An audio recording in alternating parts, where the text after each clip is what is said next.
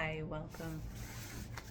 We have a little time before clients today, so let's do a reading. It is Monday, December 8th. Hope you're having a good day.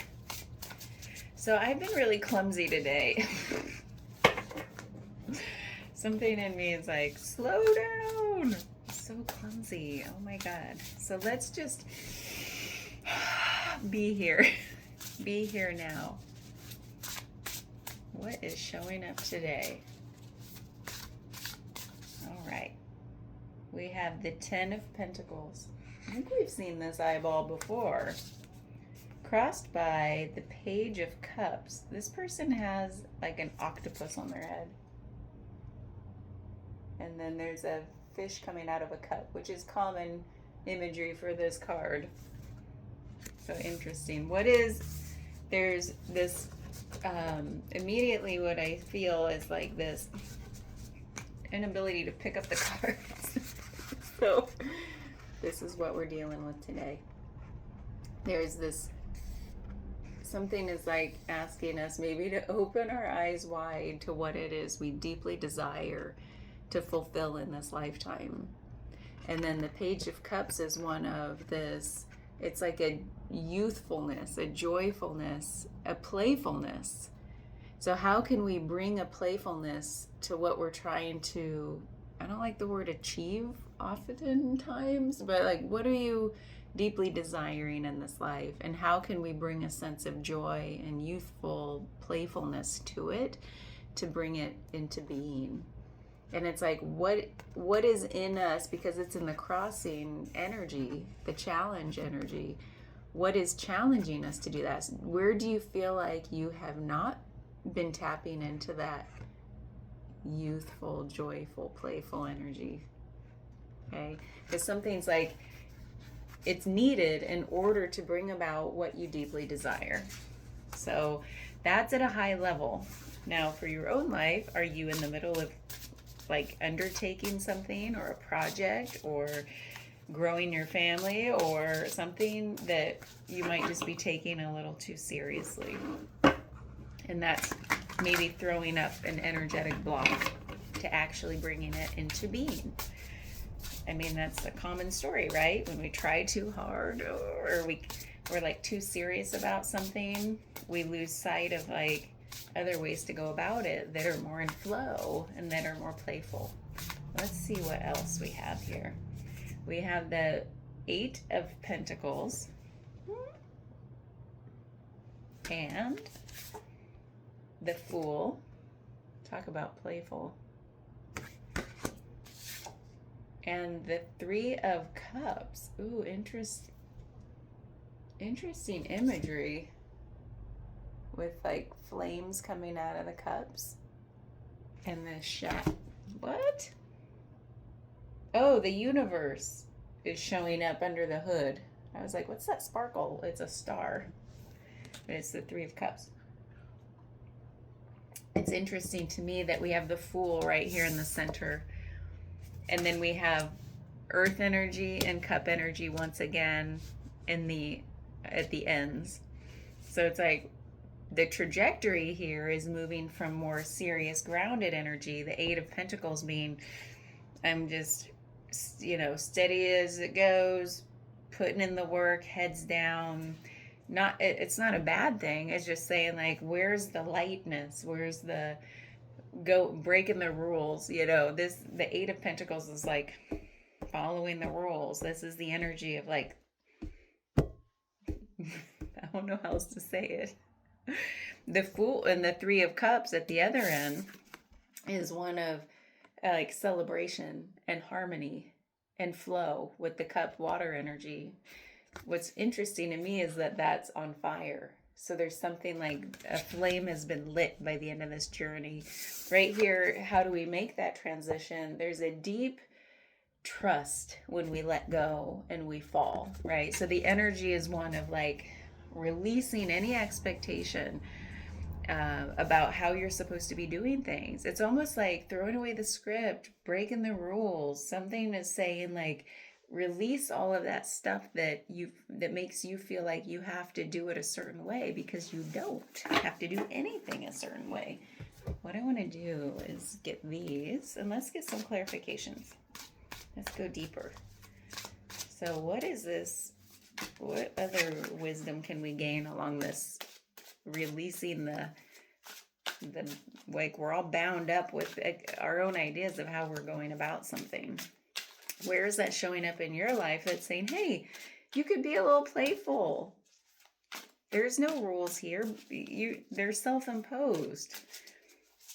Like, go rogue. So I love this energy.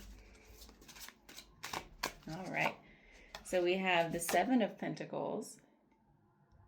Aw, she's holding an apple on top of this beautiful, that tree is beautiful. I love this artwork. That is beautiful. Seven of Pentacles is usually one of like patience, like enjoy the journey, instead of just like the Eight of Pentacles is like not really enjoying the journey. And the Seven of Pentacles is asking for a pause to say, wait a minute, like open your eyes to what you're actually doing, and could it be done differently? And instead of rushing ahead, it's saying have patience, play around, try something new. You don't have to rush through something. Enjoy the actual journey by pausing, slowing down to play in it. And then we have the Queen of Cups, which is all flow. Look at her with a seahorse. Oh, she has like octopus hair. That's interesting. Another octopus on the head image. That's cool. Queen of Cups is literally all water. So there's like, it's leading from the heart, whereas the Pentacles tend to be more grounded, logical, leading maybe from this like the way things have always been done, which isn't even like from thought. It's just like creatures of habit. And this is like throw off the habit, just start to figure out where you can flow and how. And then you have Knight of Cups, which is actually taking a step in that direction. Oh my God, that picture. She's playing the heart lyre or whatever that instrument is. So there's the Knight of Cups is one of like an energy of gesture from the heart, taking action from the heart, because like that, this is all about breaking those habits where this is the way things have always been done. Where do you feel that in your life? Like in the this is the way things have always been done department. It might go back to like the patterns of thought. How do you even think about, whatever you're trying to undertake here? To what are your greatest desires? Okay, because that's what the Ten of Pentacles is. Like, what is it that is your sense of fulfillment in this life? What makes you feel fulfilled? Or what is your idea of something that would lead to that fulfillment? And then question, okay, well, how do I get there? You might just immediately jump into a habit or a way that your family's always done things. Things were modeled. You were conditioned a certain way. And this is saying, question that and then release it. The Fool has this right here at the heart of the reading is a deep trust that no matter how you let go, if you intend to just break free and try something new, know that you will be supported. The universe has a way of lining up things to support you when you truly trust and start throwing like the shackles of the way things have always been done, because that's boring, isn't it? Who wants to do things the way things have always been done? And what this is saying, the clarification is, you can tap into that deep state of flow by slowing down in your journey and to enjoy the actual journey part of it, and not just leaping to what that idea of fulfillment is. So when you try new things, play in it. Don't expect that playing in the new thing to amount to anything. I think that's the ticket. It may not amount to anything. This is saying the action from the heart in that playful state is what you should be enjoying. not this preconception of what it will bring. Okay, so let's get one more clarification with our Light Seers Tarot. Another deck where I like the artwork. So I'm curious about, I don't know, there's like, this is so unique to the individual, right? So it's like, for me, it's been a long, slow road of like throwing off conditioning, letting go of conditioning, because sometimes it's hard to tell that we're acting out of our conditioning. And that's just conditioning is just a word to say our habit, the way we've always done things, because of some expectation that that's the way it should be done, or some modeling from our family, or education in our school system, wherever it came from. It's conditioning. And it's like, how do we tap into our own sense of freedom and play? So let's see. We have the Knight of Wands. I was wondering where that wand energy would show up. I guess we had to ask the question. The Empress. And the Ten of Wands. So right here in the heart of this clarification is the Empress. And she is one of, it's like she's literally giving birth to the universe.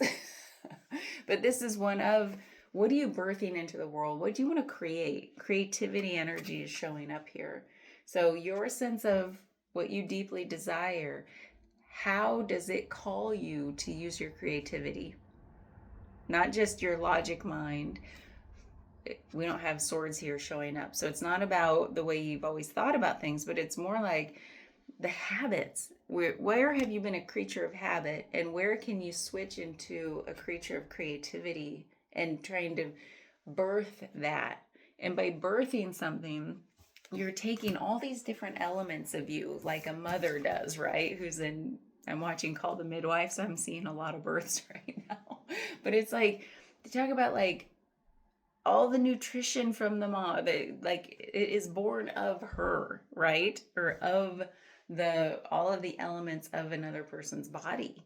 So it's like, how are you infusing what you deeply desire with all the elements of you, all your creativity, all that makes you uniquely you?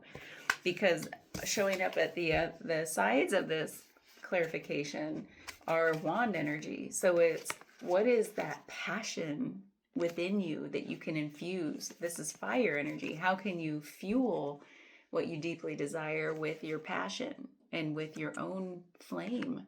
Like, what keeps you lit? Lit.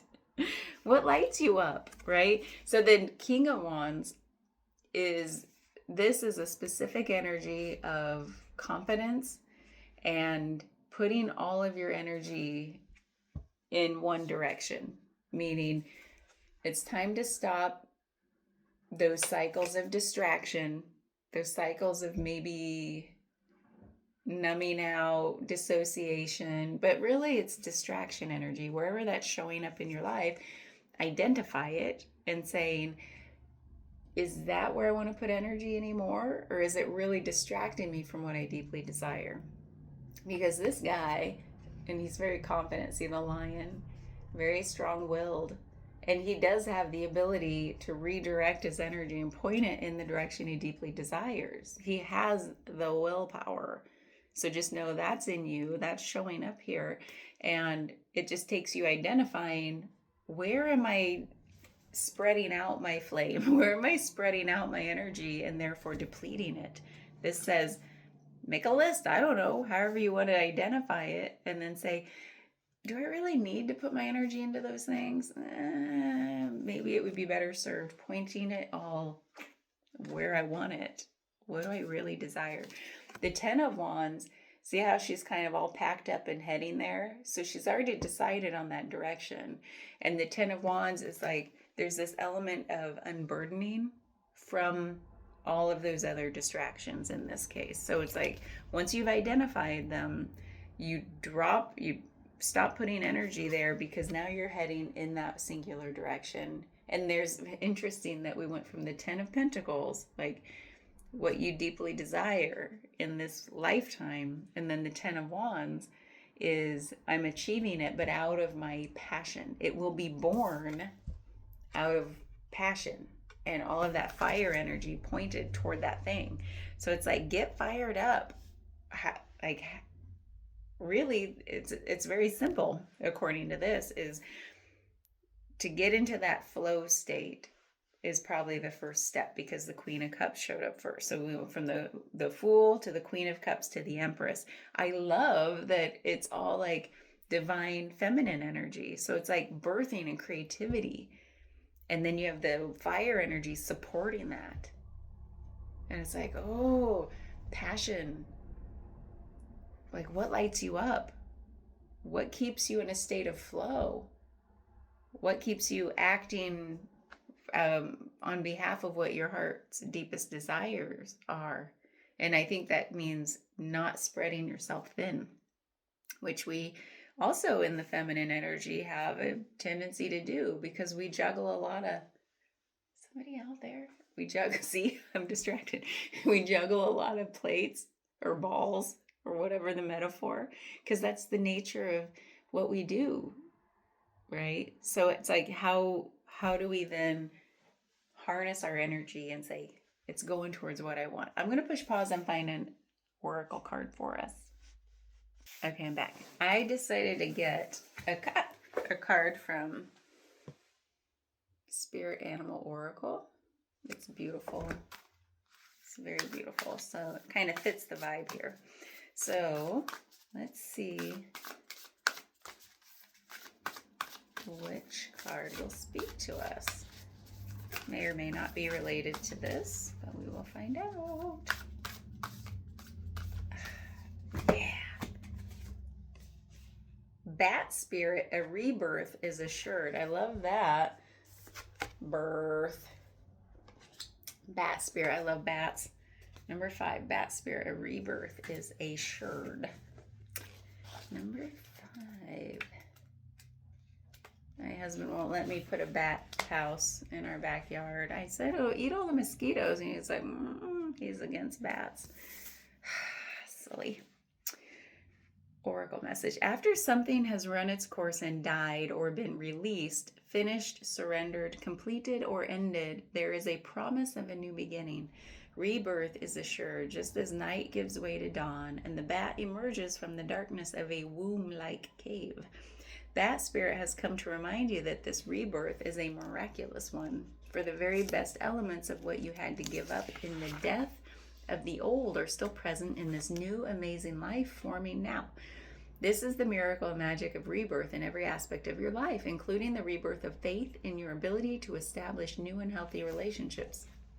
Bat spirit reminds you that at present you are in unknown territory and may feel as if you are lost. However, you are called to trust that your intuition will be a reliable guide as you give birth to something new and unfamiliar. Bat spirit has listened in the darkness of night and has heard all your hopes and dreams, your fears and worries, and assures you that this new version of your dream, this move from darkness into light, from lost to found and death to rebirth, comes to fruition with love at its core. That's what we said.